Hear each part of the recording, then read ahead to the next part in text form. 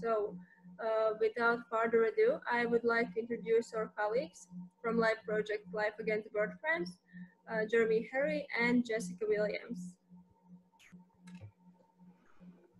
Hi, thanks, Lara.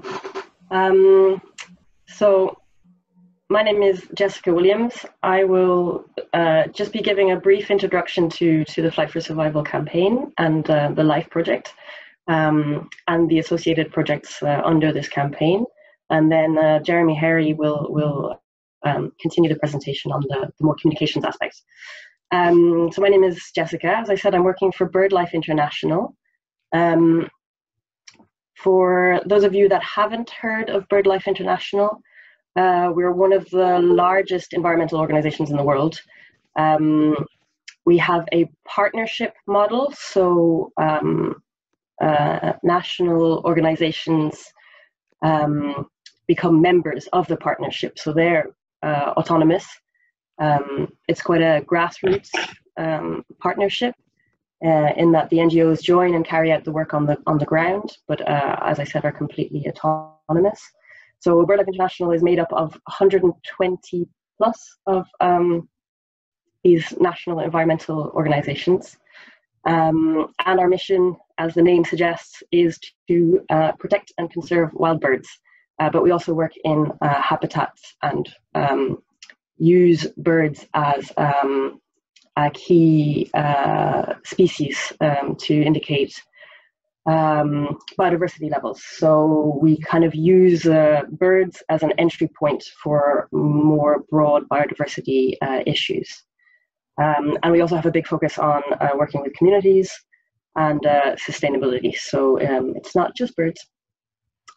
So anyway, so that's me. I'm a project manager. So I work on the project rather than the communication side. And as part of several of the projects that I manage, we have this communications campaign called Flight for Survival. So one of the projects that this campaign covers is the Life Against Bird Crime. So this is a LIFE project against the illegal killing and hunting of birds in the European Union. Jeremy, if you could go to the next slide, please. Thank you. So this campaign launched in March 2019, and it runs for 2 seasons a year. So it has a sort of active campaign period in spring for the spring migration and in autumn for the autumn migration. So the plan is for it to continue until 2022 and hopefully beyond. We hope that we've built something that has sustainability and is sort of future-proofed. So we hope that this will continue, as is in fact one of the requirements of LIFE projects, that the websites remain online after the project has ended. So as I mentioned, this communications campaign is it's actually an umbrella campaign. So it covers the LIFE project, but it also covers several other projects working on the same topic in the same region. So this is quite unusual, I think, for a LIFE project, that it has the broader scope than just the one project, because this issue and our partnership in BirdLife has been working in this region on this topic for many years. And the LIFE project that we were awarded actually fits into the work that was ongoing. So we created this campaign to cover and to showcase all of the work that's happening in these countries. So not just the LIFE project.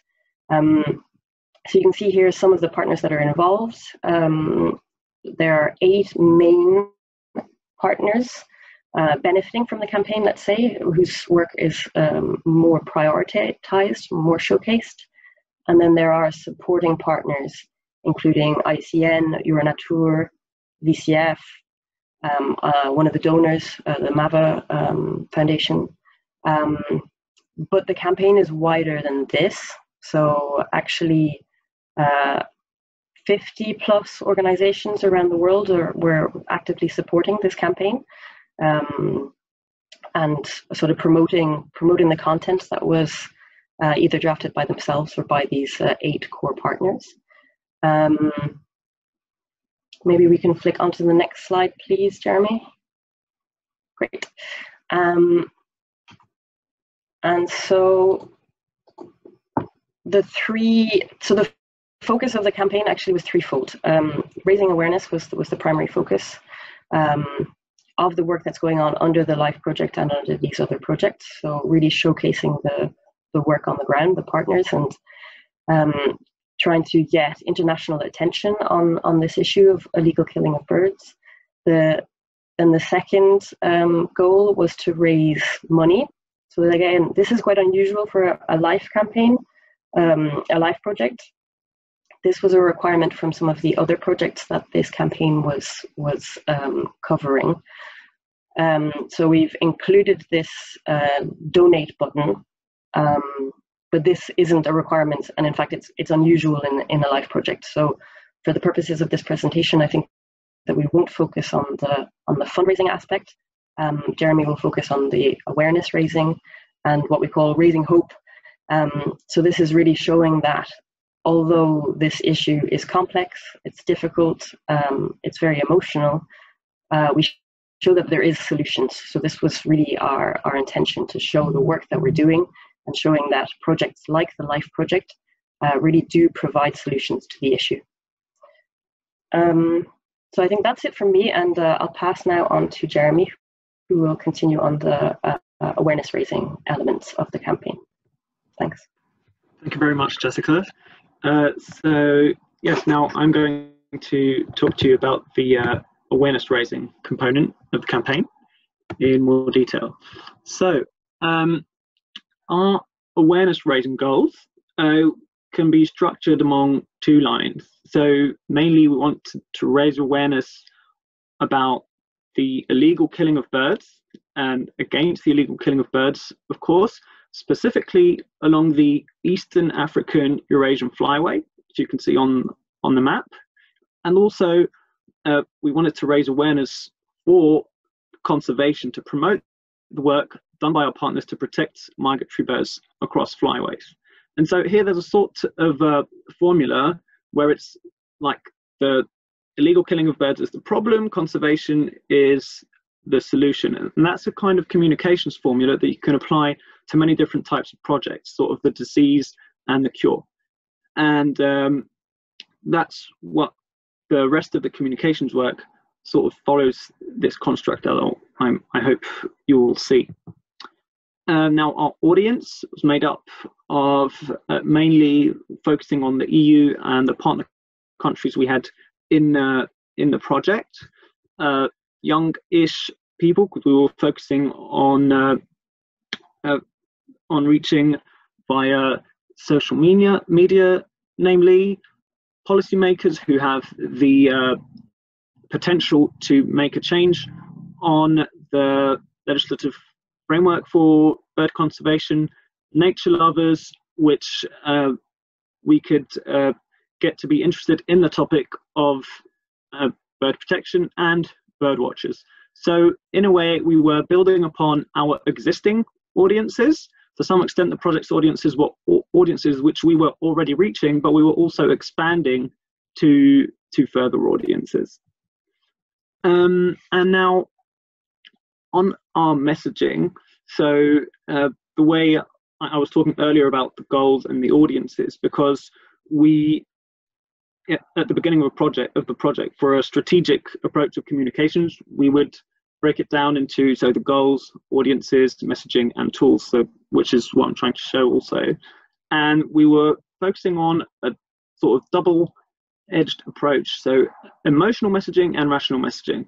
So emotional, so showing that every bird is beautiful, trying to create an appeal to both sides of the brain. So an appeal to show that you should care about birds, because look at them, they're these magnificent creatures, and we need to save them just because it's the right thing to do, and we want our audience to feel that it's something they should care about. And also the rational messaging, in a sense that we, although we are appealing to people's emotions and their love, their care for nature, it's all based on scientific fact. and rational work. So that's what we tried to do as well within our work, which I will show later, through both a strong visual approach of the birds and articles going into the details of bird conservation and why it matters. So now I'm going to talk to you about the Magnificent Seven. So this is something we decided to do early on in the project, was to focus on 7 specific species. So each species that you can see on the screen is linked to a specific partner and a specific thread. And focusing on these species, the aim was to help create an emotional connection with these iconic species, like for instance, focusing on the Eastern Imperial Eagle and calling them the Magnificent Seven is also part of the social media campaign that we had, where we created hashtags. It was hashtag Magnificent Eagle, hashtag Magnificent Vulture. So sort of breaking down, going from the wide idea of birds in general, narrowing it down to this one specific species and bird to try to create a better connection, linking to the emotional aspect of messaging, which I was talking about earlier. And this kind of also helped show the diversity and the wide range of threats that birds face by showing different types of birds across the flyway. Now, on the tools we used, so one of our main tools was our website, flightforsurvival.org. So I'm now going to show you the website. So just 1 second, please. Yes, so now this is the Flight for Survival website, where you can see, starting with high quality, high definition footage, videos of birds. Again, creating that emotional connection, trying to capture the audience's eyes with the magnificence of these birds. And also here with some information, every year 25 million birds are killed illegally. Fact, rational type of communication, so linking the two. And then the Act Now button, which links to another page for donations, but I'm not going to dwell on fundraising at this stage. So we chose a scroll down type of website, which tends to work better because it requires less action on the user, less clicking. So as you scroll down, the audience can see the different types of threats that the birds faces, different species, and then also a map of the flyways. So the birds going down from Europe to Africa and back, following them here. And then, as you can see, also the different species on the side of the screen, which are also clickable. And you can see them on the top of the screen as well, with more information. And then now we reach the article section. So this article section is a real key part of our communications work. So we have articles which were drafted at first by the different project partners, and us as coordinators of the project, we would edit these articles and transform them into stories that we would share on the website and also share through social media. The idea being that with the articles, we can write down information about the threats that the birds face, the work that's going on to protect them, and also share some pictures. Each article has specific photos. I'm going to open one as an example here with, as you can see, text and imagery showing the different work that we're doing, again, on working on both emotional and rational side. And you may have noticed here, for instance, this isn't one of our magnificent species. Okay, this one is actually. But there are, although we did focus on these magnificent 7 at the beginning, then as we went along, there were also some articles that focusing more on the threats that birds face in general, because they were still relevant. And in my opinion, it's important, although we do have a plan, to remain flexible to try to use what works on the tools that you have. So now I'm going to go back to the presentation. Right, okay, next. So social media, also very important tool for us. I'm first going to talk about what we didn't do. So we didn't create a specific Flight for Survival Facebook, Twitter or Instagram account. We didn't do that because what we chose instead was to create a Flight for Survival hashtag that we then applied to the Flight for Survival social media work that we were doing.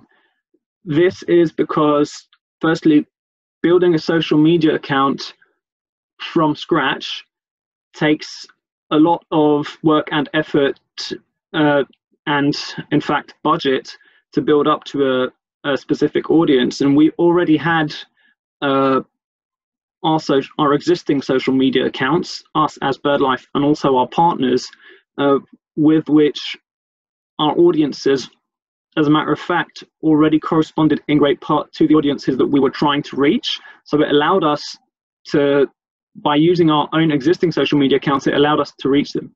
Now, if we had a higher budget or higher staff availability, for instance, maybe we could have created an extra social media account. But if your capacity is limited, I wouldn't necessarily recommend it, because the return on investment might be a bit low. The channels that we used were Twitter, Facebook, and Instagram. So on there, sharing the articles that were on the website, sharing photos of the Magnificent Seven, trying to drive traffic through the social media posts towards the website, and there getting people to read the website content, and also then going full circle, because on the website the readers also have the opportunity to themselves share the content.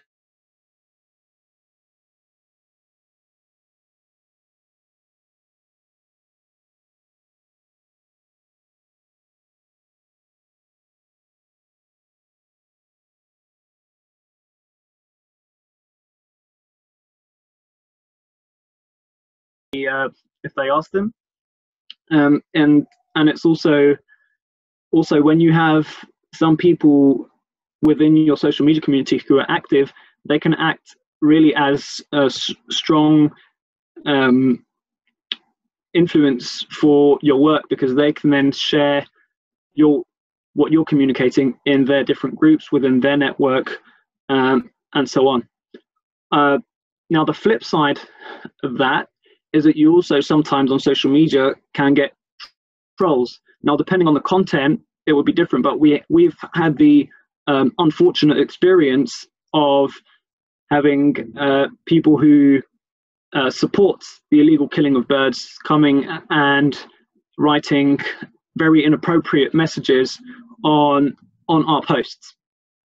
It's not a fun thing to deal with, but what I would highly recommend is to write down as a first thing community management guidelines, community guidelines for your social media accounts, which you can then in which you can state what type of content is welcome, what type of posts are not, and you can say, which we say at BirdLife, is if you're going to be insulting or irrelevant, we reserve the right to delete your comment or block you. That way there's no ambiguity. They can't say that they didn't know. I'm also happy to share BirdLife's community guidelines with you after the presentation. You're very welcome to use it as inspiration for your own.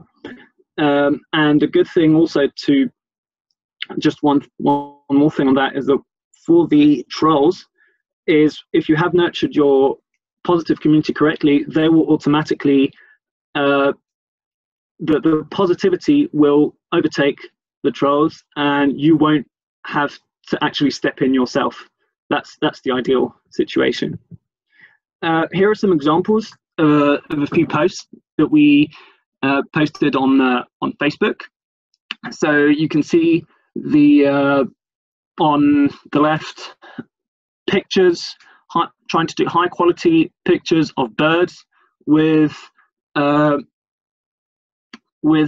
explanatory text and linking to the articles so that people can read.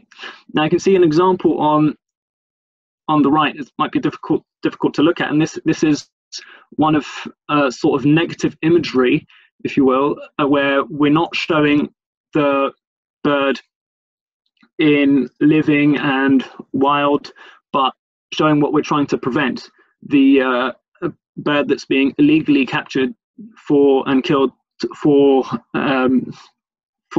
specific dishes. Now this sort of thing might not apply to all projects, but in certain, trying to visually show negative imagery of something that you don't want to happen can certainly evoke outrage. Now you can see on the right hand side of the screen that many people clicked on the angry emoji, which, if you're trying to get people to act, is certainly useful, but at the same time you need to be careful, because some images can just be so repulsive that it will make people just look away and not want to click and just want to do something else. So it's just something to be aware of. Here are some other examples of posts. Again, negative imagery on the right, a bird that's been illegally killed. You can see lots of angry reactions there, and sad reactions also. On the left, video. So short videos do take quite a lot of resources to make. However, if you can do them, they usually work really well on social media, so I would recommend them. Another thing on these, so these posts were paid posts. That means we promoted them through paid advertising on social media. On Facebook, this is very useful, because the problem is that Facebook, even if you have, let's say, 1,000 fans on your page, that doesn't mean that when you post something and you don't pay for it, that your 1,000 fans see the content you've published, because Facebook will actually reduce that to incentivize you to pay so that you reach more people. That's the way the game works, unfortunately. But it gets results when you do pay, because we managed to reach quite a few people. And this also applies to a lesser extent to Instagram and Twitter. Here are also some other posts. The one on the right is a game that we did, and so these types of games can be useful, which sort of thing you can apply to many different types of projects. It's good for community engagement, because then you get people talking in the comments, talking with each other, and you can nurture your community through those types of games. This is some examples of our posts on Instagram. Instagram, very visual based tool, so on there we'll be much more trying to appeal to the emotional side of our audience, and it's also a side sorry, it's also a bit difficult to share the articles there, because in Instagram posts you can't add a link. People need to first click on your bio and then click on the link, so it requires much more effort than on other platforms such as Twitter. So here we're really going to focus on the visual and put a description within the description of the photo. So yeah, I just want to talk to you a bit about the timeline. As Jessica was saying, we were following the spring migration, autumn migration, and oops, actually I made a mistake on the years there, so don't read everything I wrote. But in any case, we followed our campaign sort of evolved following our feel and our analysis of how it was working throughout the years. So at first, focusing more on the 7 species, which we did still keep doing, then focusing more on the migration routes, and then this year we focused more greatly on the specific conservation work that our partners were doing on the ground. And I think it is important. I'm a real advocate of drafting communication strategies and plans, and I'm also an advocate of keeping those plans flexible. As you advance in your campaign, you notice what works and what doesn't work. You need to be able to move quickly, especially in communications and the social media world. And I guess no matter what type of campaign you're running in the current context, you're certainly going to be online and using social media, and that's a very rapidly evolving universe. So yeah, now just want to share a few of some data with you. So in 2019, we had 84,000 unique visitors on our website, and important to note, 76%, so the vast majority of our users were using their mobile phones when visiting. So if you are going to build a website for your project, I highly recommend you build it with the mobile version in mind first, rather than a desktop version. The desktop version is actually secondary. The mobile version is the most important one, because it's the one most people will see. This is a stat for our website, but it's really quite widespread that it's a mobile, internet is a mobile first world. And almost half of our visits come through Facebook, showing the importance of the social media platform for our work. Now, on social media, so we received in 2019 again almost 8 million impressions. Impressions being the amount of times our posts have been seen. So it's not 7 million people. It could be one person has seen our post 10 times, but it's the amount of times our posts have been seen. And so, yes, 7,747,000 across all social media, vast majority of them being on Facebook, and 5 million impressions, 193,000 for engagement. Engagement being each time somebody engages with a post, so it can be a like, a comment, a click, a share. On Instagram, 1.3 million impressions, 69,000 engagement being likes in this case on Instagram, or a share. And on Twitter, 1.4 million impressions and 27,000 link clicks. So, right, that's it from me now on the awareness raising component. And Jessica and I will be very happy to answer any questions you may have. Thank you. Thank you very much. For now, I don't see any questions here, but I did have some in my email somehow. One of them asked one question. 1 second, I will translate it. They ask, why did you choose not to use one-on-one kind of methods, like, for example, events to raise the awareness? Why are you focusing on only social media and web kind of actions? Yeah, I think that's a good point. I think it's, at the end of the day, it comes down to mostly a calculation of return on investment and capacity, where we did, working as a multi-partner project, we really had the focus on social media and the online space. to do our work.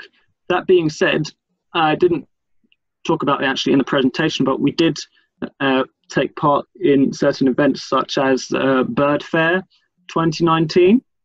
I wasn't at BirdLife at the time, but I know that it was an opportunity to get our work heard, and I'd say it was, but mostly I guess it's always sort of an estimation of what will be more impactful, and in our estimation, betting on the online space was a safer bet, or at least a higher, we thought would have higher gains than by doing events. I would also add that as BirdLife, we were the coordinating body, but each of the project partners also did their own communications with Flight for Survival. Now, they were providing the articles, like I was saying, and sharing things on their social media, but they were also definitely doing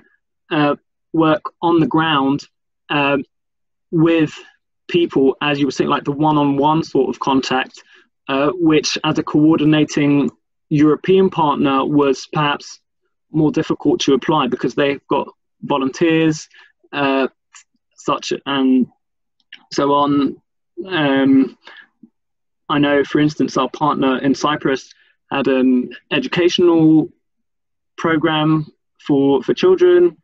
Thinking of our partner in Italy, where they had a program for volunteers to get birds out of illegal nets in which they've been caught.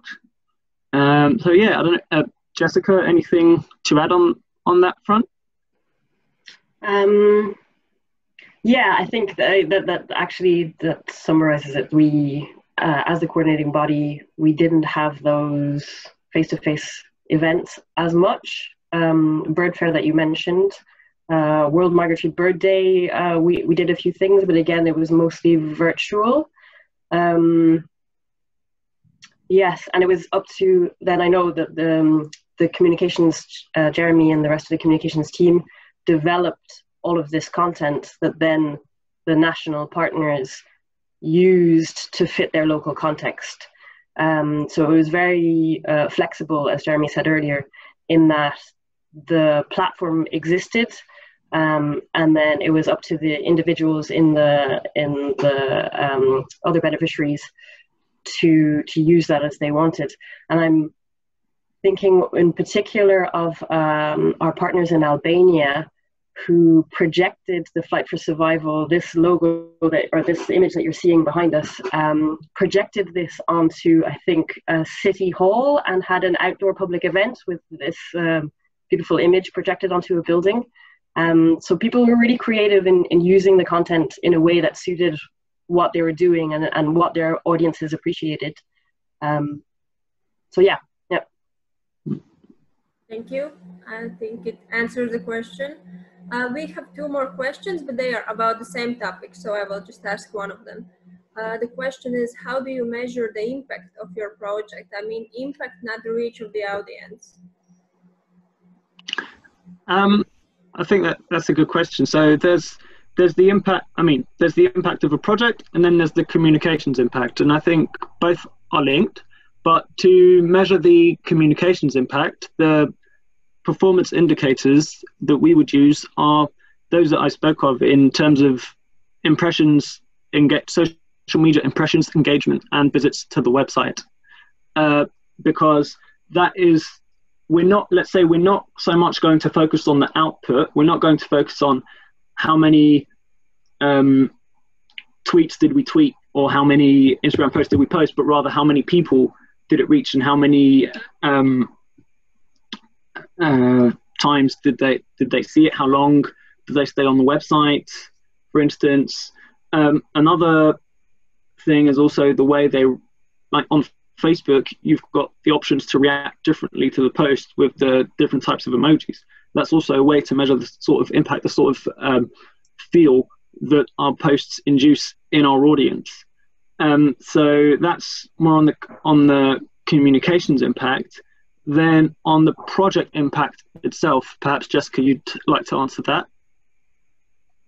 Yeah, it's a really good question, because it is, I mean, we struggled with it with this campaign, and I think in conservation work in general, it's really a challenge to make this strong link between communication success, so in terms of reach, and then measuring the real life conservation impact of that. Especially with something like this, we're trying to sensitize populations to the existence of this threat to wild birds. But we weren't, with this campaign, trying to get the key stakeholders to change their behavior. So making that connection between our communications output and concrete behavior change isn't something that we developed. We weren't measuring that, and it wasn't the goal of the campaign. And I think initially, because when we were designing it, we realized how complex a thing that was at the international level.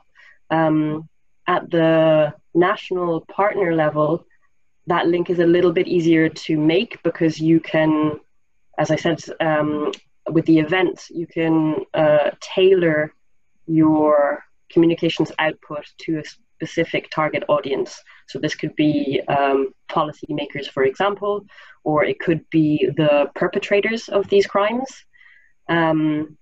So then it's up to the individual situation that would dictate how you might use your communications to get that direct conservation objective met. But it's sort of the holy grail with communications for conservation, isn't it? To try to ensure that your output has measurable success in reducing the threat, if that's your conservation goal. And I would just say that so this campaign will continue until 2022. And for the next 2 years of the campaign, we're looking more at how we can translate all of this sort of outrage, all of these emotions that people are experiencing looking at our communications content. How do we translate that into action? And in the first half of the campaign, or up until now, this has really been financial action. So we've been looking for people who are upset or outraged or angry about this to donate to the partners who are providing the solution. And now that we've built up this audience, we think that we can ask them to do more. I mean, donating is already huge, but we're going to hopefully look into getting people to sign up to volunteer in some of the partners' anti-poaching camps, to sign up to become members of some of these partners, to sign petitions. So now that we've built up this audience, our next steps are going to be more measurable conservation output focused.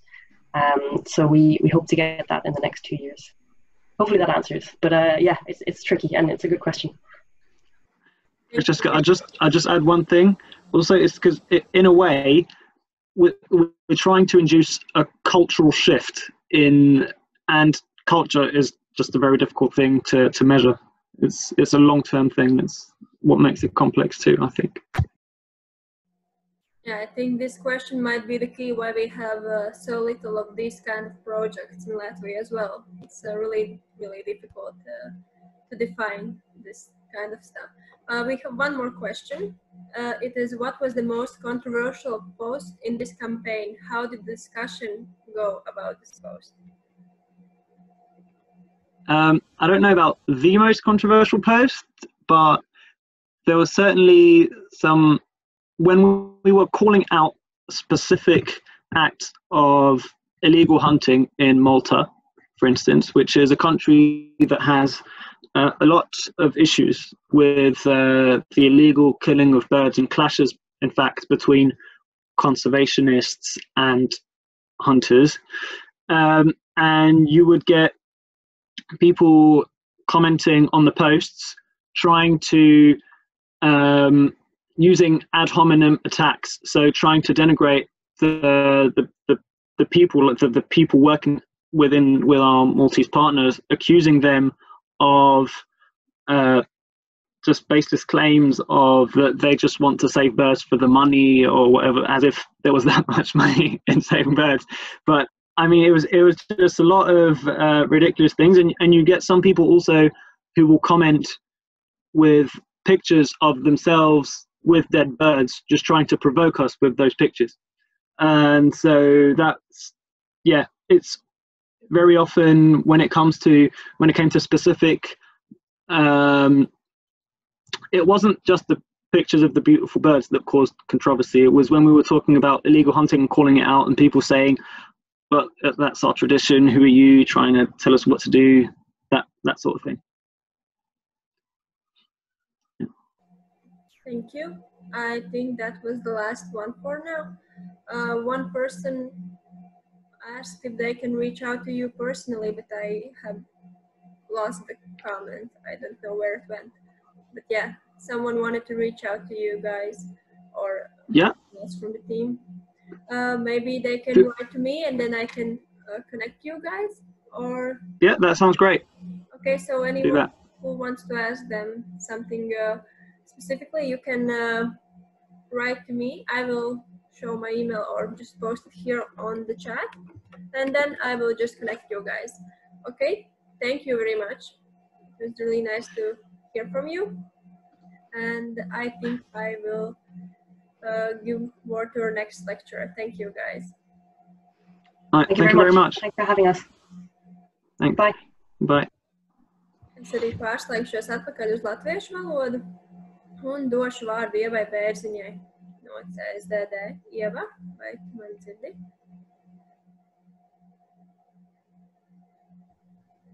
Jā, sveiki. Es dzirdu, un es droši vien uzlikšu arī savu prezentāciju. Tūlīt. Tā tad jūs redzat, ko es gribu jums rādīt.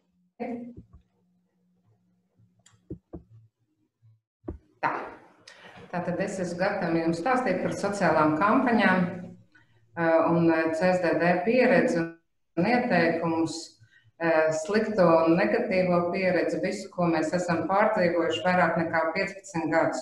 Kāpēc es par to varu runāt? Tāpēc, ka es 15 gadus CSDD vadu sociālo kampaņu projektus.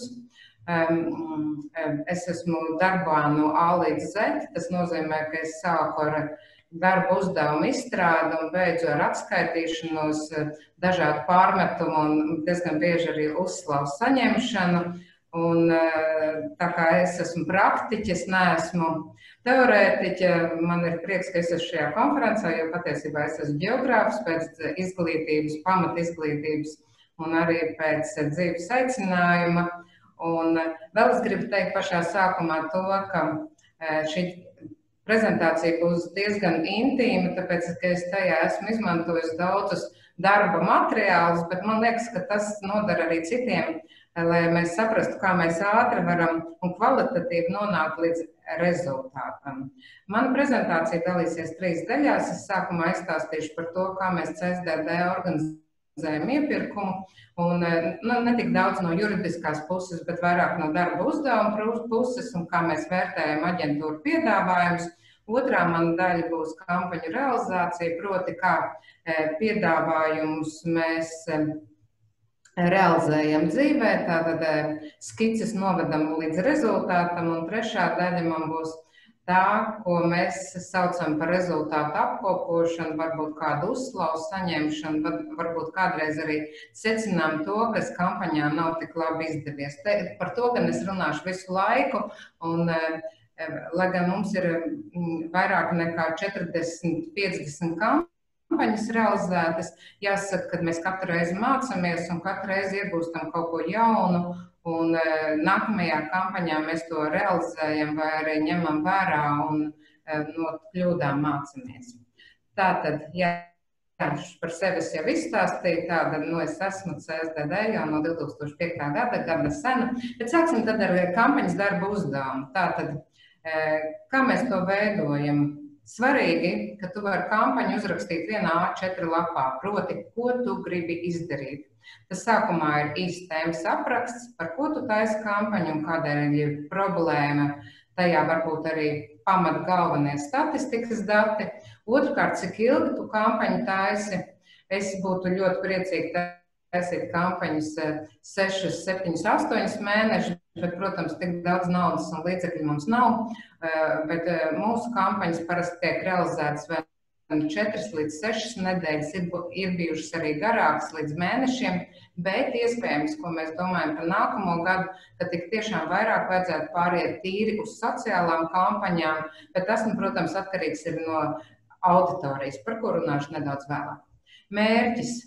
Ļoti svarīgi, ka kampaņa tiek pateikta vienā teikumā un arī mērķis tiek definēts vienā teikumā, nevis daudziem dažādiem mērķiem, un tad mēs mēģinām kaut ko ar vienu sociālo kampaņu sasniegt.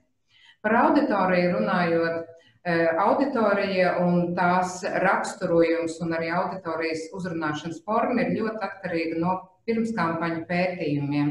Un jāsaka, ka pēdējos 5 gadus mēs arī regulāri veicam pirmskampaņas pētījumu, tātad saprotot, ar kādu auditoriju mēs runājam, kāds ir viņas uzrunāšanas forma, kāds ir viņas ietekmējošie kanāli, kādas ir auditorijas vērtības, ko viņi ņem vērā, ar ko, kā uzrunājot, viņi sapratīs to mūsu vēstījumu. Nākamās arī ļoti svarīgā lieta ir uzdevumi. Tātad, ko mēs ar kampaņu gribam panākt, vai mēs gribam aizsargāt kaut kādu konkrētu sabiedrības daļu vai konkrētu sabiedrības satiksmes dalībnieku auditoriju, vai arī mēs vēlamies runāt par vienu konkrētu tēmu, par ko rakstīts ceļu satiksmes noteikumos. Pēdējos gadus mēs kampaņās iestrādājam arī šo te kampaņas raksturu un sabiedrības uzrunāšanas toni. Esam aizgājuši jau gana ilgu laiku projām no biedējošām kampaņām. Mums ir svarīgi, lai kampaņa atstātu iespaidu, lai tā ir emocija, varbūt tā ir joks, varbūt kā savādāk var ietekmēt sabiedrību šajā brīdī, kad apkārt mums ir tik ļoti daudz dažādas informācijas, arī dažādas kampaņas, un visi cenšas sasniegt mūsu uzmanību.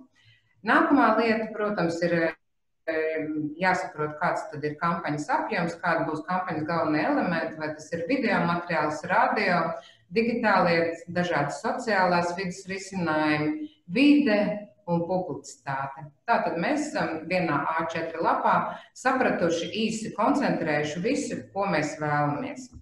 Tagad skatoties par kampaņu darba uzdevumiem, ko es arī gribēju teikt, kas ir ļoti svarīgi, tātad, ko nevajag darīt un ko vajag darīt. Pirmajā tajā pusē, kur ir augšā vārds nē, mēs šo kampaņu nerealizējām, tieši tāpēc, ka mēs apmaldījāmies šajās 4 priedēs, un tāpat tajās 4 priedēs apmaldījās arī radošās aģentūras, kuras gala rezultātā nesaprata, par ko mēs taisam kampaņu, vai par agresīvu braukšanas stilu, vai par braukšanas kultūras uzlabošanu, vai gala rezultātā popularizētu draudzīgu satiksmi. Tātad šo mēs kampaņu nerealizējām, diemžēl mums nācās arī atcelt šo iepirkumu. Savukārt otrā pusē ir kampaņa par velosipēdistu, par drošu telpu velosipēdistam un, protams, arī ikvienam citam satiksmes dalībniekam. Jā, tā bija 19. gada kampaņa. Kampaņas devīze bija tuvāk nē. To mēs realizējām pamatā sociālajos tīklos.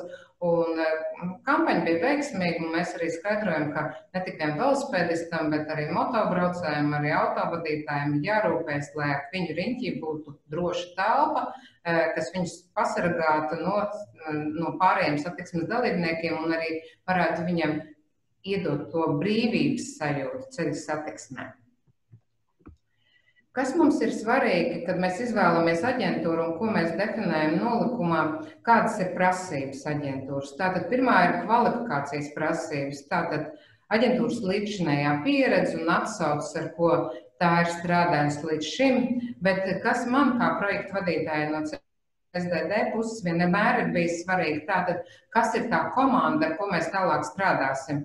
Un varbūt man tik ļoti neinteresētu radošais direktors vai režisors, bet man ļoti interesē pats projektu vadītājs, lai viņi var sastrādāties un lai viņiem ir savstarpējā saikne komunikācijā, jo diezgan bieži mēs zinām, ka šīs te radošās aģentūras, viens cilvēks ir no viena kolektīva, cits ir vispār freelancers, viņš darbojās ar dažādām aģentūrām, viņš nav piesiets pie konkrētā cilvēka, konkrētās aģentūras, kas ir uzvarējis iepirkumā.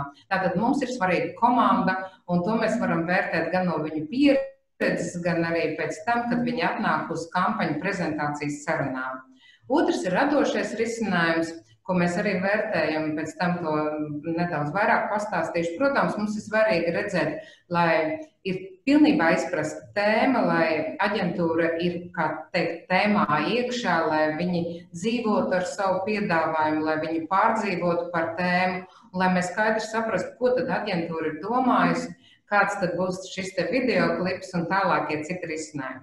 Par finanšu piedāvājumu mēs jau arī vairāk nekā 5 gadus esam sapratuši, ka nav svarīgi aģentūrai uzminēt, kāda summa mums ir atvēlēta šim te pasākumam. Tātad mēs konkrēti definējam finanšu piedāvājumu griestus, summu, līdz kādai šī te aģentūra var veidot savu sparnoto piedāvājumu, un pēc tam arī mēs varam salīdzināt, ko tad viena aģentūra ir piedāvājusi un varbūt ko otra ir piedāvājusi, kāda elementa dažādība vai cik ir dažādi ieraksti sociālajos mēdījos vai arī preses relīzes vai publiskie pasākumi. Un tad sākas prezentācijas. Tātad mēs esam saņēmuši dažādus piedāvājumus no aģentūrām.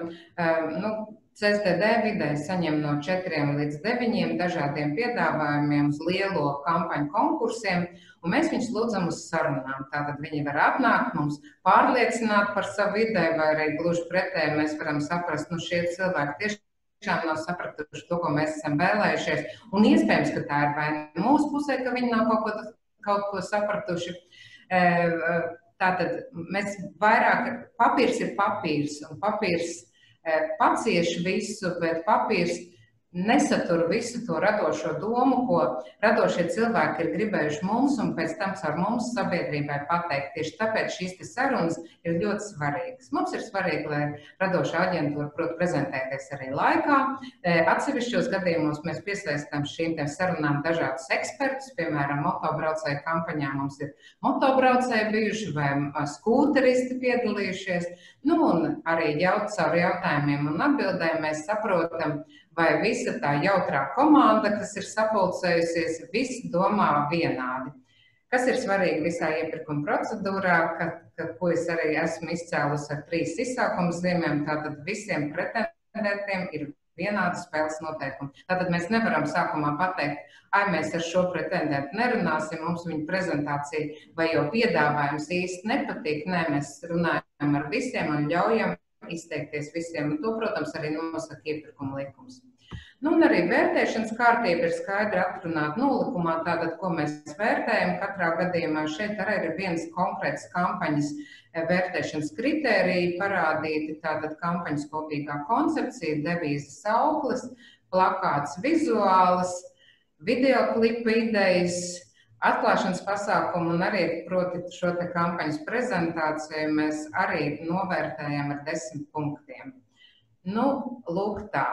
Un tad mēs vienmēr esam teikuši, ka mums ļoti patīk viena ideja no viena pretendenta, viena ideja no cita, un cik jauki būtu salikt visu kopā un tad izveidot šādu te ideālu komandu un ideālu kampaņu. Tā nav. Tātad mums ir jāizvēlas viens no pretendentiem un jāatzīst tas par uzvarētāju, kā mūsu ilgadējais CSDD kampaņu komisijas priekšsēdētājs Girts Rorbaks ir teicis, uzvarētājs, diemžēl, būs tikai viens un pārējiem nāksies pierādīt citur.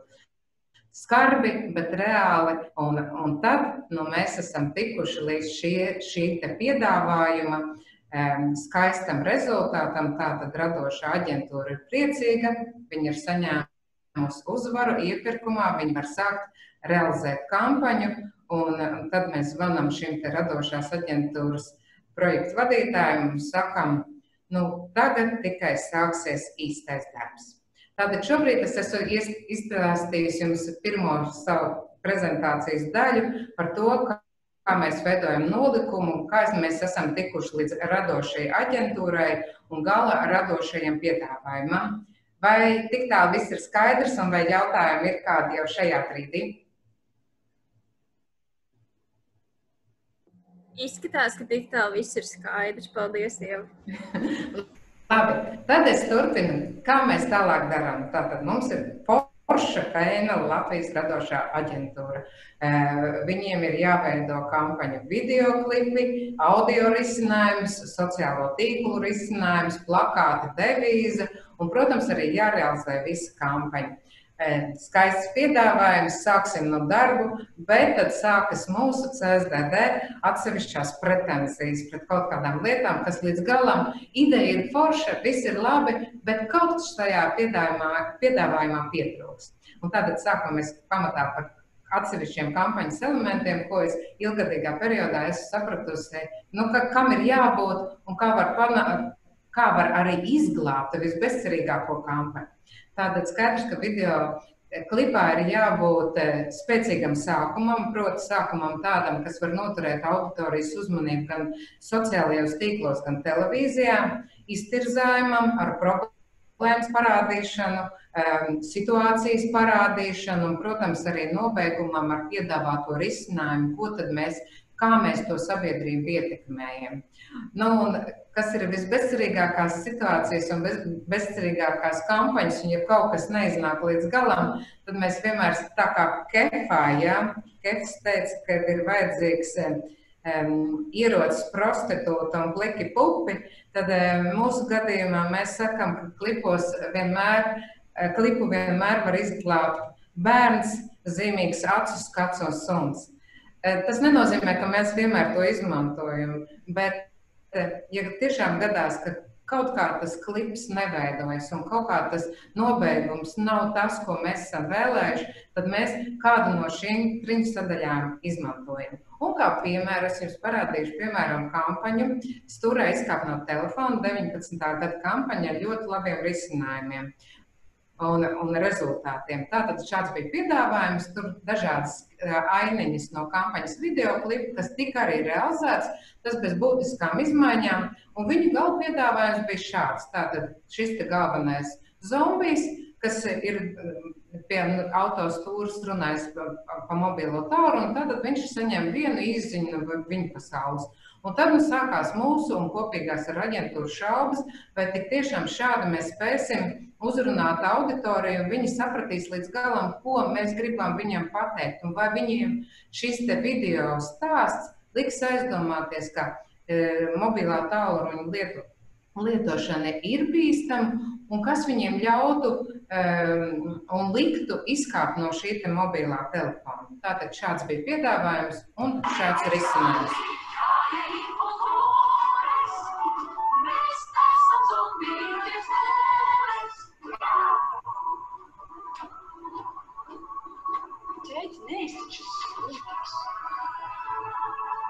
Stūrē izkāp no telefona. Tātad mēs esam sapratuši mūsu auditoriju. Mūsu mērķa auditorija tomēr pamatā ir vīrietis vecumā no 30, 40, 45 gadiem, regulāri lieto mobilo telefonu un principā strādā mašīnā, un kas tad viņu visefektīvāk varētu ietekmēt? Tātad tieši viņa tīnis, purainais tīnis, kas pasaka tētim zīmīgu frāzi. Runājot tālāk, tātad šie ir vēl zīmīgie skati, varbūt asara bērna acīs, varbūt arī suns, kas ir piesprādzēts automašīnā. Tātad tie ir tie veidi, kā mēs savās kampaņās esam izmantojuši šos te 3 vaļus, kas efektīvi ietekmē sabiedrību. Bet tas nenozīmē, ka mums nebūtu kādas sarkanās līnijas. Proti, mēs ļoti, ļoti reti esam izmantojuši zilos pārvalkus, ko jūs zinat, ko izmanto arī ceļu policisti vai mediķi ikdienā. Tātad mēs esam pret asiņainiem, ļoti asiņainiem skatiem videoklipos, un mēs arī esam pret, piemēram, šo te mediķu dzīvības līniju, kas arī ļoti precīzi iezīmētu cilvēku tā kā beigas.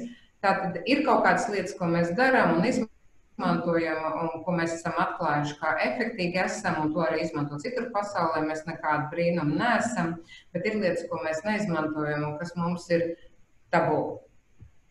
Nākamais risinājums, nākamais kampaņas elements - audio klips. Tātad visbiežāk aģentūras tradicionāli izmanto video klipa tekstu, pārliek audio risinājumā, un tie tiek atskaņoti ikdienā raidorganizācijās, un tātad sabiedrība savāk to kopā ar video klipu, ko viņi redzējuši televīzijā vai sociālajos tīklos, un tātad viņi atpazīst šo te tēmu, un arī varbūt tas audio klips viņam liktu aizdomāties un izkāpt no mobilā telefona vai arī nepacelt to ikdienas ceļu satiksmē. Bet ir arī netradicionāli radio risinājumi, un, manuprāt, tie ir daudz efektīvāki, proti iekļaušanās raidorganizācijas programmā. To mēs ļoti veiksmīgi esam darījuši, piemēram, vienā komerc radiostacijā, kuriem iekļāvām rīta vingrošanas programmu, un kā pēdējais vingrinājums bija sprādzēšanās vingrinājums. Un diezgan bieži mēs arī izmantojam dažādus netradicionālus radio risinājumus, piemēram, Jāņu kampaņā, un tagad atskaņošu vienu no tiem. Koska liikus sadustoja, sadusavoja, kotti krykkyllä majas, traadrellalla. Atņemts mašīnas atslēgas, traadrellalla. Ļauj braukt Rīgumā, atgādina CSDD.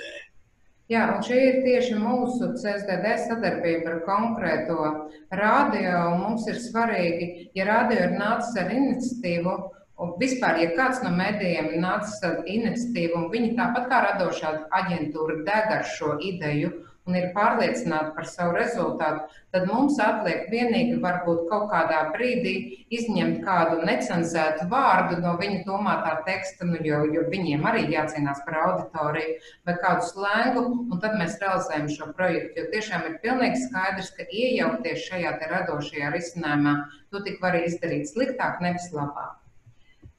Plakāts un devīze - ļoti svarīgi kampaņas elementi un ļoti sarežģīti kampaņas elementi, tāpēc, ka tev ar vienu bildi bez kustīgas video bildes ir jāpasaka visa kampaņas tēma un jāpasaka pats galvenais vēstījums.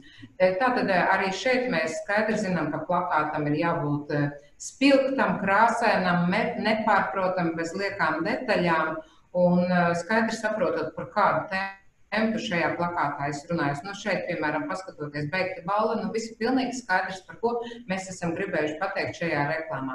Bet mēs arī esam diezgan daudz mocījuši radošās aģentūras. Un klasiskais mans piemērs, ko es stāstu, man tas arī ļoti patīk, jo te ir kritika mūsu pusē. Tātad mēs saņēmām kampaņu pret nogurumu pie autostūres piedāvājumu, un tajā piedāvājumā bija šādi te plakātu risinājumi. Apstājies pirms atslēdzies devīze, vai arī otrs variants neatslēdzies pie stūras, neatslēdzies, mums vienmēr vārds nav paticis, tāpēc mēs varbūt arī sākotnēji izvēlējāmies pirmo plakātu, bet tad sākām domāt, varbūt šis ir īstais risinājums, varbūt neīstais, varbūt pārprot, varbūt tas ir mobilais telefons, kāda galva vai nolasīsies, vai ir skaidrs saprotams vēstījums. Nu, vienmēr sakot, diezgan lieki šaustījām sevi un aģentūra sāka darbu. Viens variants, tātad šādu plakātu pārtaisīja, otrs uztaisīja tādu plakanu bateriju, nevis plakanu telpisku bateriju, tad vēl šādu bateriju, tad pilnīgi pārtaisīja savu plakātisko risinājumu un uztaisīja piktogrammās nogurušu autovadītāju pie stūras, tad pārgājām pie šīm strīpām ceļu. Tad varbūt tik tiešām pēdējā brīdī autovadītājs skatās un skaita strīpas līdz mājām, lai viņš neaizmirdzis aizbraukt līdz savai gultai. Tad vēl bija šāda variants, jo mēs sākām mainīt kampaņas sloganu, un šito gan drīz jau realizējām un bijām te jau izstrādājuši šos te risinājumus, kā varētu izmantot kampaņas izdeles materiālos, un beigās sapratām, klau, bet šitas taču bija vislabākais. Atgādinu, šāds bija piedāvājums un šāds bija gala risinājums. Tātad mēs kārtīgi pastrādājām 2-3 nedēļas, apusē viens otru nomocījām, līdz realizācijā bija tas pats piedāvājums, varbūt tikai nedaudz oranžāka krāsa, kā tas bija sākotnējā risinājumā. Gadās arī tā, un mēs atzīstam, ka arī mums ik pa brītiņam varētu būt kādas kļūmes. Tālāk sociālajie mēdīji, digitālajie risinājumi.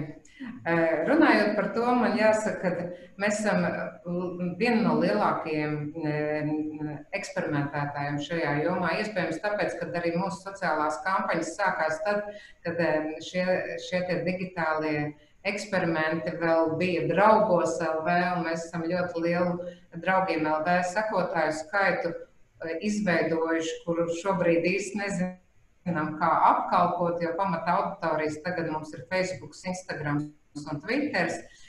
Bet, runājot par sociālajiem mēdījiem, tā tad ir ļoti svarīgi, lai tajos nepazūtu pats galvenais kampaņas vēstījums. Protams, ka šī vide ir pieļauj daudz vieglākus risinājumus, netik nopietnus. Varbūt, ja tas kampaņas klips ir bijis smagnējs, varbūt šajos risinājumos mēs varam jautrāk uzrunāt auditoriju, varbūt pat nedaudz viņus pasmīdināt, nemoralizēt, bet piedāvāt tādus vieglākus risinājumus. Tad, ko mēs esam darījuši ilgtermiņā? Tātad viens no risinājumiem, šis ir no Draugiem LV piemērs, tātad kampaņā Dusmīgs toties dzīves, tātad mēs ierakām smiltīs to cilvēku, kas vēlējās sēsties pie autostūras reibumā vai iespundējā mazdamaiņā, un redzam, kā sociālajie mēdīji pilnīgi sprāga no šīs iespējas, kāda no Draugiem šādi izdaļot Draugiem LV. Mēs esam arī taisījuši šādus ceļojošos plakātus, un tik tiešām ļoti daudz auditorijas, gan uzņēmumi, gan klases, gan kādi pulciņi vai sporta aktivitātes vēlējās šo plakātu pie sevis un uzrakstīt, kur viņš sevi pierāda, un pēc tam savu informāciju izvietot sociālajos tīklos un atbalstīt kampaņu. Veiksmīgs arī risinājums. Bet visvairāk mēs esam eksperimentējuši ar slēptajām kamerām, un tagad es arī parādīšu vienu no šiem eksperimentiem, tātad ar atstarojošo vesti, ko tu vari tik neizdarīt. Kā tu domā, vai vestē ir spēks? Es esmu uzvilcis atstarojošo vesti, un es noskaidrošu, cik ievērojams ar tās palīdzības kļūšu, vai es varēšu iekļūt vietās, kurās teorētiski es nevarētu iekļūt, un vai es varēšu pārliecināt cilvēkus darīt lietas, kuras viņiem nebūtu nevajadzētu darīt. Tad, ejam noskaidrot. Veči, ko tad mēs darām ar to liepiņu? Baigi, visu to šo aparātu, jūs jau baigi, jūs viņu te bojājat. Jā, priekšam. Jūs viņu tā kā grasties visu tā kā iznīcināt? Jā, tikai dari. Bet viss būs kārtībā, jā? Vīrs un vārds? Vīrs un vārds?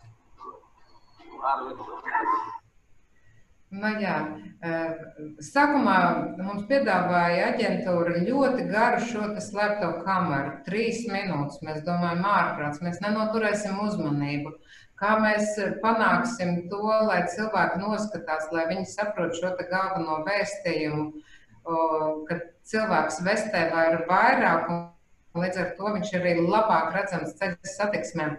Bet jau sākumā mēs sasniedzām pirmajās nedēļās 300–400 tūkstošu skatījumu sociālajos tīklos, un kad mēs vēl papildus izmantojām šo Arvīda efektu, proti lūdzām ietagot Arvīdu, tad sociālajie tīkli vēl blakus uzsprāga pilnībā, un tātad šī ir viena no mūsu veiksmīgākajām slēptajām kampaņām.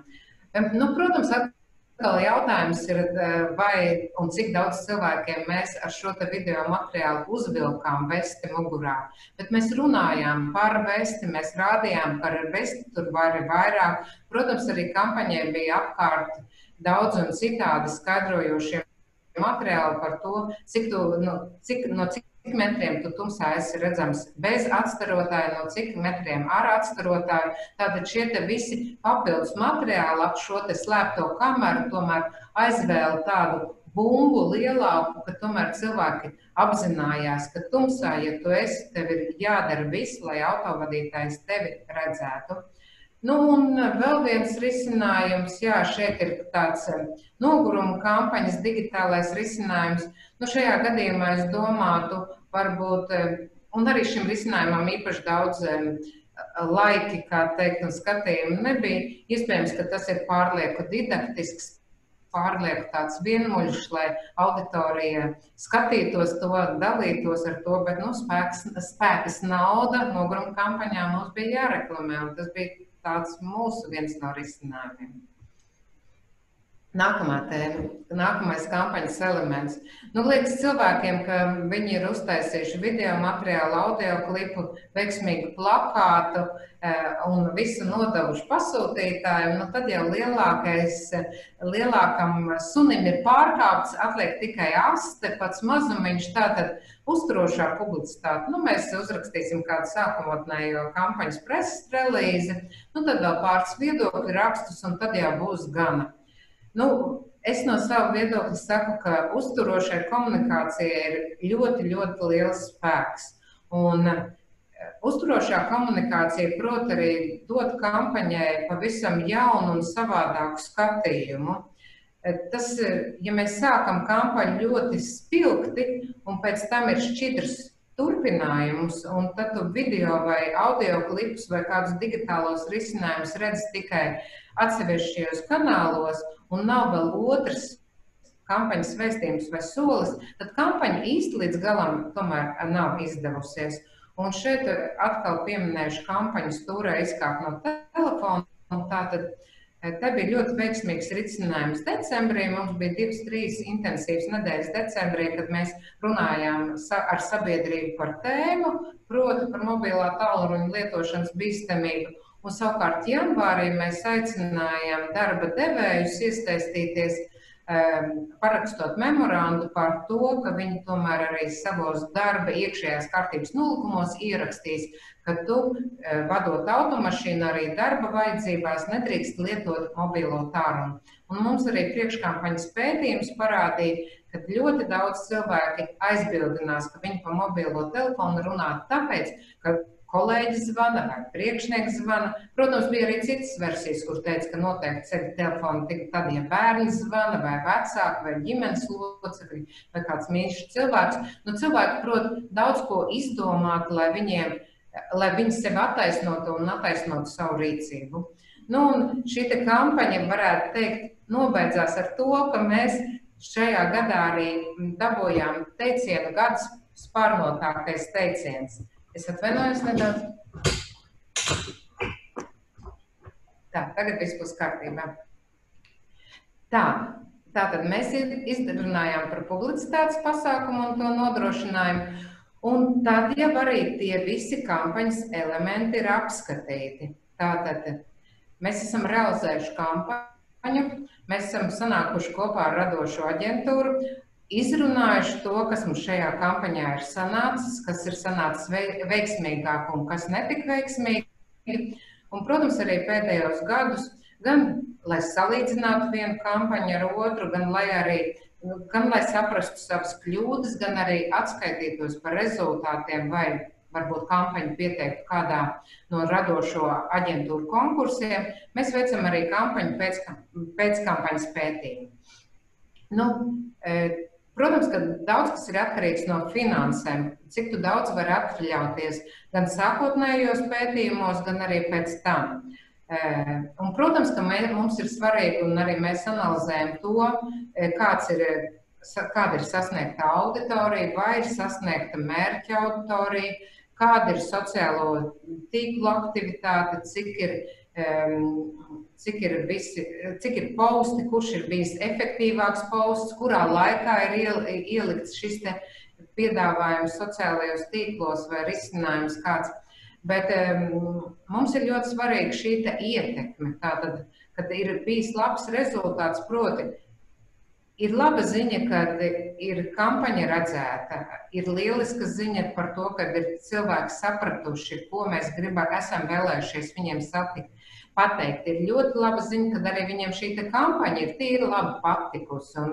Bet pats svarīgākais, vai cilvēks ir sapratis to, ka šīs kampaņas galvenais uzdevums ir mainīt tieši viņa attieksmi un tieši viņa uzvedību ceļa satiksmē. Tas ir viens kampaņas rezultātu apkopojums.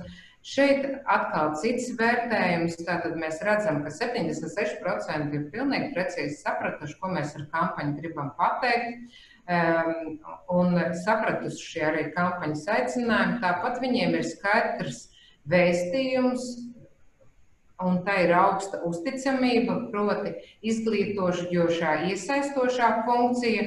Nu, un arī, protams, gana labi ir novērtēts CSDD, kas nenoliedzami mums ir ļoti svarīgi, ka mēs esam sociāli atbildīgs uzņēmums un ka mums rūp cilvēku drošība ceļu satiksmē.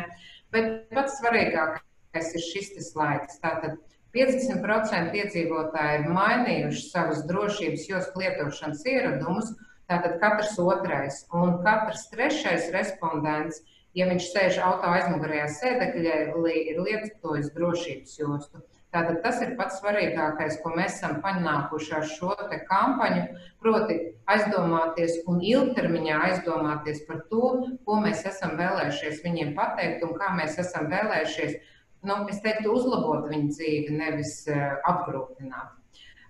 Mēs esam veidojuši arī tādus video materiālus pēc kampaņām par sasniegtajiem rezultātiem. Vienu es arī tagad jums parādīšu. Man patīk ātrums. Patīk braukt ātri. Var sasisties. Kad neprāts uzvar prātu, iznākums ir nāvējošs. Kā panākt, lai neprātīgie kļūst prātīgi un nepakļauj riskam gan sevi, gan pašus tuvākos? Lai liktu aizdomāties par savas rīcības sekām, mēs devām vārdu tiem, kuri parasti klusē. Lūdzu, beidz, mīļais tēti, beidz taču spēlēties. Es nebaidos no nāves. Būtu bail bez tevis un mammas. Lai vēstījums sasniegtu ikvienu autobraucēju, tos uzrunājām uz lielceļiem, degvielas uzpildes stacijās, sociālajos tīklos, radio un kopā ar kampaņas atbalstītāju apdrošināšanas sabiedrību Ergo izveidojām aplikāciju, kas daudziem lika pārvērtēt savas braukšanas prasmes. Prātīgi braucot, katru reizi varēja saņemt punktus. Un ik viens, kuram izdevās sakrāt 100 punktu, guva iespēju iegādāties Otsta apdrošināšanu daudz lētāk. Kampaņas laikā aplikācijas lietotāji nobrauca attālumu, kas līdzinās 2 zemeslodes apkārtmēriem, un kopumā to lejupielādēja vairāk nekā 12,000 reižu. Kampaņa nevien izraisīja plašu rezonanci sociālajos tīklos un sabiedrībā, bet arī paveica pašu galveno. Daudzi sāka braukt prātīgāk un bojāgājušo skaits samazinājās. Kampaņa piesaistīja daudzu autovadītāju uzmanību, mudināja viņus aizdomāties par ātruma samazināšanu. Turklāt 19% tās ietekmē pat tiešām sāka braukt prātīgāk. Brauc ar prātu, paliec dzīvs! Manuprāt, ļoti laba kampaņas devīze. Es te paskatījos 13. gads, 12,000 reizes lejuplādēt aplikāciju. Tas diezgan smieklīgs rezultāts no šī acu punkta, bet tā tajā laikā bija. Tad kopsavilkums par šo te visu mūsu darbu kopā ar radošo aģentūru. Ko mēs šajos gados esam iemācījušies un ko sapratuši un ko mācījušies? Radošā kampaņa ir tāds ļoti sensitīvs, jūtīgs risinājums, un saņemot aģentūras skices, tu nevienmēr vari būt pārliecināts, ka rezultāts būs ļoti labs. Un līdz ar to tā šaubīšanās, īstenojot kampaņu, vienmēr ir bijusi. Šaubīšanās un runāšana visu laiku ar radošās aģentūras pusi ir faktiski visu kampaņas realizācijas laiku, kad tu domā, vai šis variants nostrādās, vai video klipu līdz galam sapratīs, jo mums nav tā iespēja, un tad vēl kampaņu budžets būtu te 2 reizes jāpalielina, ja mēs varētu uztaisīt, piemēram, 3 video klipus un pēc tam izmēģināt uz sabiedrību un saprast, kurš strādā un nestrādā. Tātad mums ir jātaisa viens pamatklips, jāskatās, tas jāslīpē un jāšaubās, jāuzlabo, un tad mēs varam ar šo video klipu saprast, ir sapratne, ir rezultāts vai nav. Eksperimentēt. Protams, tas attiecās ne tikai uz sociālajiem mēdījiem, bet tas attiecās uz visu kampaņu. Un būtu ļoti garlaicīgi 15 gadus vadīt kampaņu projektus un vienmēr atkārtot vienu un to pašu un neko nemainīt. Līdz ar to arī mēs esam atļaujušies, mūsuprāt, gan daudz eksperimentus kampaņās un dažādus interesantus risinājumus gan pašiem, gan arī sabiedrībai. Protams, nevienmēr šie rezultāti ir bijuši tik labi, kā mēs esam vēlējušies.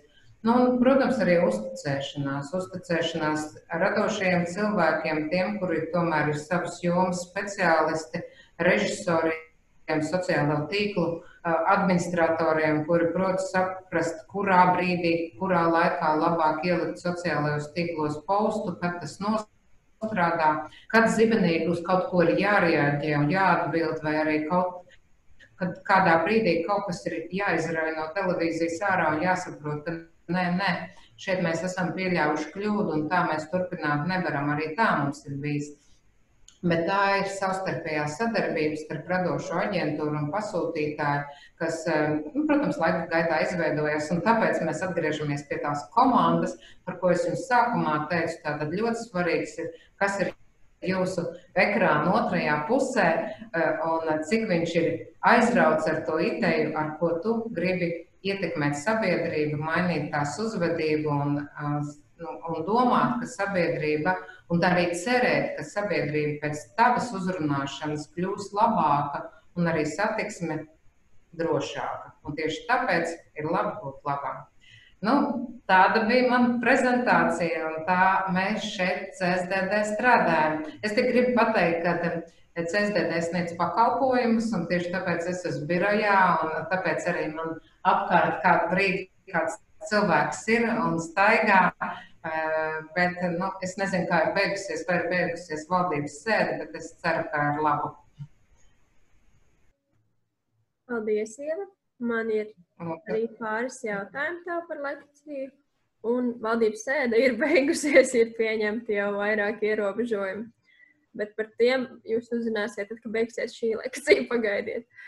Ieva, pirmais jautājums ir, cik izmaksā labas kampaņas un cik izmaksā pirms kampaņas pētījumi? Skaidrs, ka es zināju, ka šāds jautājums būs, jo to parasti uzdodam, bet tad es vienmēr saku, kādi ir apjomi. Sāksim ar pirms kampaņu pētījumu. Mēs netaisam pētījumu par vienu tēmu. Mēs tātad runājam vienmēr ar auditoriju, ar autovadītāju, ceļu satiksmes dalībnieku, un ja mēs gribam izpētīt kādas 5-6 tēmas, tad kvalitatīvais pētījums maksā apmēram 20,000 eiro. Tad par radošo, tālāk par pašu kampaņu. Tātad, ja mēs runājam tikai par kampaņu, kas ir sociālajos mēdījos un publicitāte un varbūt pamat vizuālas, kopā ar izvietojumu tas varētu būt apmēram 50,000 eiro, un tas būtu aptuveni uz 1,5 līdz 2 mēnešiem. Bet ja mēs ņemam klāt video klipu un gana efektīvu raidlaiku televīzijās, tad es rēķinātu, ka kādu 4 nedēļu kampaņu varētu izmaksāt 100–120,000 eiro, gan radošais risinājums, gan arī izvietojums televīzijās un rādio. Tās ir apmēram tās summas, jā. Paldies. Tad nākamais jautājums ir, kā jūs veicat priekškampaņas pētījumus? Mēs veicam to arī veids socioloģiskās aptaujas. Mēs nododam to speciālistiem. Droši vien, ka jāsaka ir tā, ka vienu mēs daļu atdodam sociologiem un pasakam, ka mums ir nepieciešams tādas un tādas tēmas izpētīt. Protams, reprezentatīva auditorija ir 100,000 respondentu. Mums būtu svarīgi uzzināt gan tos cilvēkus, piemēram, var pateikt tā mobilā tālruņa lietošana. Tur ir veikti pētījumi gan sabiedrības aptauju, gan arī novērojumi ceļu satiksmē. Jo diezgan bieži, kad tev paprasta jautājumu, tad pa mobilo telefonu tur runā regulāri pie autostūras. Nē, 1-2 reizes nedēļā, ne biežāk. Bet tad, kad mēs novērojam ceļu satiksmē, tad faktiski mēs brīnamies, kur tik daudz un kur tik maz mums ceļu satiksmes negadījumi ir, jo katrs, otrais, trešais cilvēks, jāatzīst ir mums pašiem sev, ka tomēr auditorija ir tāda, kā 70% cilvēku runā pa mobilo tālruni pie autostūras, un tie ir reprezentatīvi dati, to mums parādīja gan pētījumi ceļu satiksmē, gan arī novērojumi. Tālāk tie apmēram 25% gan raksta, gan lasa ziņas, un tad apmēram 20% lieto sociālos tīklus. Un to mēs saņemam tikai no šādām te kampaņām. Nevis kampaņām, bet pētījumiem. Es ceru, ka es atbildēju, un arī pēc kampaņas pētījumā arī tur mēs esam izmantojuši gan Snapchat pētījumus internetā, kas varētu būt tas lētākais risinājums, bet ir bijušas reizes, ka mums ir arī nepieciešama sabiedrības aptauja, un mums ir bijušas reizes, ka mēs arī esam pētniekiem lūguši skaitīt novērojumu ceļu satiksmē, tātad pirms un pēc kampaņas, piemēram, tā pati drošības jostu lietošana vai bērnu sēdeklīšu lietošana. Protams, tiem novērojumu ceļu satiksmē šādi pētījumi ir krietni vien dārgāki nekā, piemēram, aptauja internetā. Paldies, man šķiet, ka beigas atbildēja arī uz citu jautājumu par to, kā tad var salīdzināt šo uzvedības maiņu ar šiem sociologiskiem pētījumiem. Runājot par uzvedības maiņu, protams, ar vienu kampaņu, kas ir 4 nedēļu garumā, tu nevar panākt, ka visi cilvēki lietot drošības jostas. Klasiskais piemērs SDD sanākā kampaņa ir izglābt draugu, neļauj braukt reibumā, un tad, ja mēs salīdzinām informāciju, piemēram, par bojāgājušajiem vai cietušajiem ceļu satiksmē, tad 20 gadu laikā bojāgājušo skaits ir samazinājies 10 reizes. Tas ir rezultāts, bet tas nozīmē, ka tev katru gadu regulāri ap Jāņiem ir jāstāsta un jāatgādina un jābūt tam cilvēkam, kas brīdina vai šausmina vai uzjautrina ar kampaņām un atgādina, ka alkohols un stūri nav savienojams lietas. Paldies. Ir vēl viens jautājums. Kura bija pretrunīgākā kampaņa pēc pieredzes un kā izvērtās diskusijas par to? Pretrunīgākā kampaņa. Mums ir, ļaujiet drusciņi padomāt, ir ļoti daudz dažādas kampaņas. Jā, skaidrs, es zinu, un tā ir arī jūsu tēma, droši vien jūs daudz cilvēku to zināsiet. Velosipēdisti ceļu satiksmē. Šī ir tā auditorija, un ar ko ir vissarežģītāk, visgrūtāk runāt, un nedod Dievs, ja tu kādā brīdī viņu kaut drusciņi aizskars un pateiksi, ka velosipēdists ir pārbraucis pie sarkanās gaismas krustojuma, tad uzreiz dabūs atsitienu no šīs te sociālā slāņa, un man ļoti liels prieks, ka viņi ir tik vienoti, bet jā, ar viņiem un viņu tēmu ir strādāt vissarežģītāk, lai gan tuvāk kampaņā, kad mēs runājam par velosipēdistu drošu telpu un arī teicām, ka autovadītājiem jārūpējas par drošo telpu, tad tomēr mēs kaut kā varējām arī ar viņiem sadzīvot. Bet, jā, velosipēdisti ir tāda, mums ir ļoti īpaša auditorija. Tie mazāk aizsargātie satiksmes dalībnieki, arī motobraucēji, viņi dažreiz ir tādi, ka viņi uzskata, ka viņi ir kaut kādi nedaudz īpašāki par citiem satiksmes dalībniekiem, un viņiem varbūt kaut ko vairāk vajadzētu dot, bet viņiem ir tās pozitīvisms, ka viņi ir ļoti vienoti savās kustībās, un savos aicinājumos, un tieši tāpēc es par viņus arī cienu, bet vienmēr aicinu arī iejusties citādā un pamēģināt, kā ir autovadītājiem komunicēt ar velosipēdistu, ja, piemēram, viņš nemitīgi lien tā dēvētajā aklā zonā. Un kā viņi var ieraudzīt, ja, piemēram, autovadītājs griež pa labi un velosipēdists nav parūpējies, lai autovadītājs viņu redzētu. Nu tā, jā, tātad velo kampaņas ir viens no grūtāk realizējumām, un tur visu laiku jādomā, lai tu kādu vairāk vai mazāk neaizvainotu, jo autovadītāji, viņi laikam ir sapratuši, ka viņus var tā vairāk vai mazāk iepērt tik pa brītiņām un pateikt, ka tu tomēr neesi baigi labais uz ceļa. Paldies, Ieva. Es skatos, ka vairāk jautājumu pagaidām nav. Es pieļauju, ka uz lielu daļu jautājumu potenciāli atbildēju lekcijas laikā. Tad, jā, es skatos, nav neviena jauna. Tad es teikšu lielu paldies par prezentāciju. Pasākumu ieraksts tuvāko dienu laikā būs pieejams Laipa atbalsta vienības mājaslapā un YouTube kontā. Un paldies visiem, kas pievienojās, un vēlreiz paldies arī lektorai. Labu!